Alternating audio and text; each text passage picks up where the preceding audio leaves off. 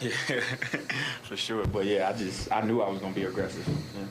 Do you feel like collectively as a group you found something in the second half to build on going into Game 3, or how do you feel like?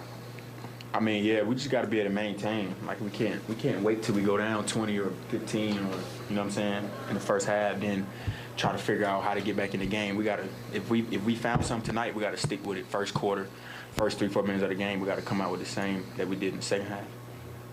Rudy, it seemed like pick and roll was pretty good and effective. Like, what did you see working with the offense, both to get you looks and then for you to find in guys with the pass? I think just making the easy read. You know, it's I mean, Jokic is got to make a decision. Either he's going to be up on the screen or back, and if he's back, it gives room for the guards to attack him, and if he's up, we make the easy play, whether it's the pocket pass or the kick out to the corner. But I like the way we did that tonight for the most part. I think we still can do a better job, but it was much better than Game 1.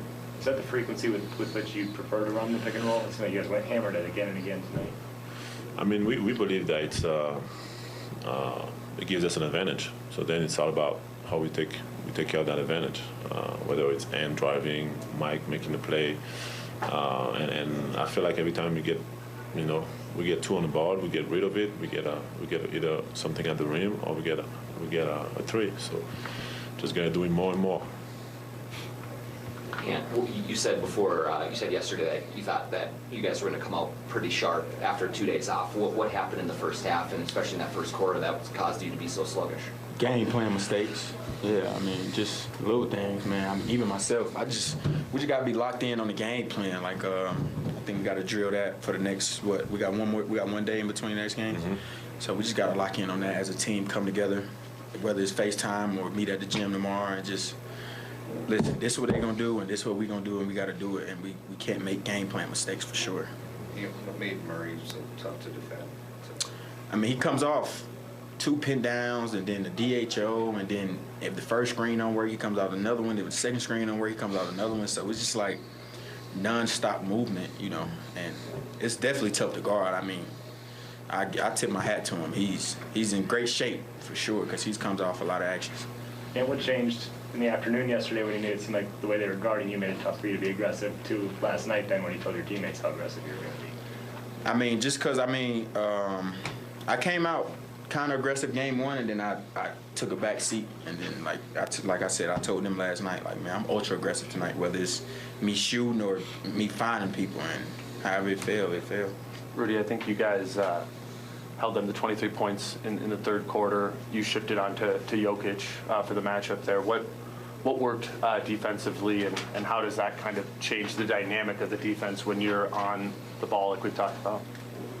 I think just, and I'm talking about the whole game, like our physicality, just them feeling us, you know, not being able to move with the ball and without the ball, be able to go through bodies every time. I think the third quarter was the reward from what we did also in the first half. Even though in the first half we were down 15, I think I could feel that we were more physical than Game 1.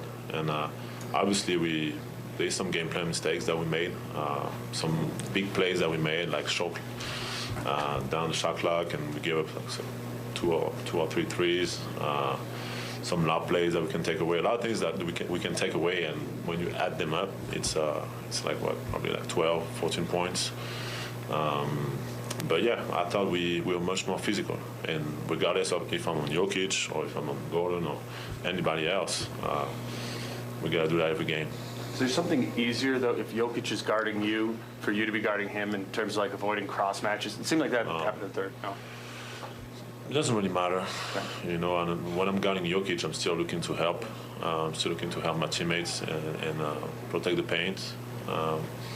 But obviously, I gotta try to give him different looks because he's smart. He's a smart player. And he's gonna try to analyze what we do and then try to make us pay. So just gotta keep making him work. Try to make him work hard for everything he gets, and then you know, leave with the result. When you guys are missing shots, how hard is it to get back in transition? It seems like the fact that you started making shots in the second half made a huge difference in terms of your transition defense. I mean, it's logical, but how hard is it? I think that's one of our in a way, one of the areas that we need to mature and get better is sometimes we let our offense affect our defense too much. And we got to have a quick switch regardless of whatever happens offensively. Turnover, foul that's not called, happens a lot. Bad shot, good shot, whatever happens, we got to run back and we got to flip our mind. Ian Finch was saying maybe wanted you to take a few more threes. How do you do that dynamic in your head? Did he tell you That's that? for you. Not more than tonight.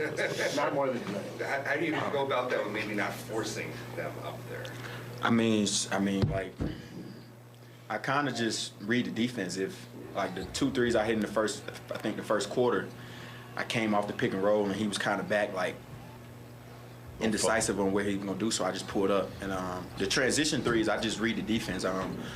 Push it. If I see him backpedaling, like, most times guys backpedal to the free throw line, so I just pull up, and, I work on it. So, yeah, he did tell me he wanted me to take more threes, and I think I did a pretty good job of getting them tonight, getting them up.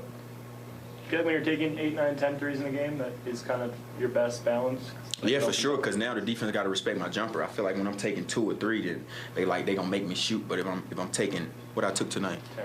yeah, if I take 10 and I make 5 of them, they got to respect it. So I think I did a pretty good job of getting downhill, getting to my mid range, getting to a 3-point. I think I did a pretty good job. You seem to be finding lanes a lot more in the late second quarter on to like the fourth quarter. Was that other players' ball movement, better screening, was more aggressive in terms of the way you guys were running your sets? What was it that gave you those lanes, do you think? We get us getting stops. Makes it easier for me in transition. Because we get the rebound, Rudy get the rebound, Cat get the rebound, they find me, and now I'm pushing it. So it's a lot easier when we get stops and I can run. Because they're not set. Because they're not set, yeah. When it's a set defense, it's kind of hard for me to find gaps. But when we get stops and I'm in transition, it's definitely easier for me. Rudy, for fans here, I think this second half reminded them of Donovan Mitchell against Murray in the bubble. Maybe the roles reversed. Can you take the momentum that you got in the second half of this and maybe bring that back home and flip that when these guys get going and they're going mano like that? That's that's the playoffs. Obviously, the bubble was pretty special. That was pretty amazing to be a part of, to witness in person. But I think every game is going to be different. And I really like the way Ant came out tonight. Obviously, Murray hit a lot of tough shots in the second half. He did his thing. I ain't gonna lie. He did his thing. He had to work for Yeah. what he got, and if it's what he's gonna get, he's gonna have to work. First game we thought that he didn't have to work as much. Tonight he had to work, and we're gonna keep making him work, and we're gonna keep making them work for anything they get, and we'll see how it goes. And as you walk out of here and head back home, like, how do you balance, like, maybe the positives that you did find in the second half with still you're down 0-2, and that this is a tough spot for you guys as a group? Like I told the media the other day, this is my second round, so I'm overreacting to everything. Down 0-2, I'm coming out ultra aggressive again. Like we can't lose game 3. Like so, yeah. I don't know, man. I'm ready to go. We ready to go. Awesome. Thanks, guys. Thank you. Okay.